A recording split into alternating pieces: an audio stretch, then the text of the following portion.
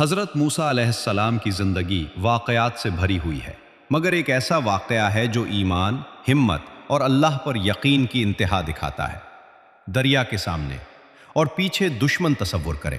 ایک طرف سمندر ہے، سامنے پانی کی دیوار، پیچھے فرعون کا لشکر، ہزاروں سپاہی، گھوڑے، ہتھیار۔ بنی اسرائیل گھبرا گئے، وہ کہنے لگے اب تو ہم پکڑے گئے۔ یہ وہ لمحہ تھا جہاں انسان کی سوچ ختم ہو جاتی ہے۔ ایمان کا جواب حضرت موسیٰ علیہ السلام نے کیا کہا؟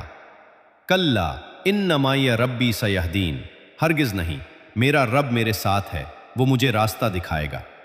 یہ جملہ ایمان کی سب سے بڑی مثال ہے۔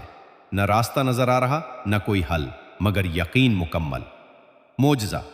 پھر اللہ کا حکم آیا، اپنا عصا لاٹھی سمندر پر مارو۔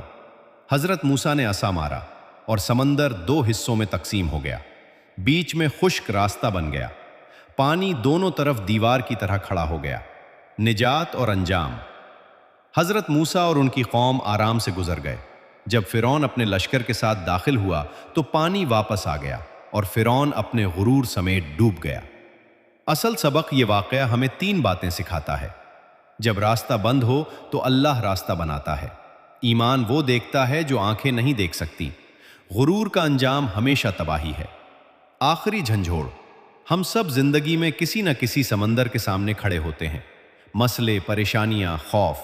لیکن سوال یہ ہے، کیا ہم بھی کہہ سکتے ہیں میرا رب میرے ساتھ ہے؟ اگر ہاں تو راستہ ضرور بنے گا۔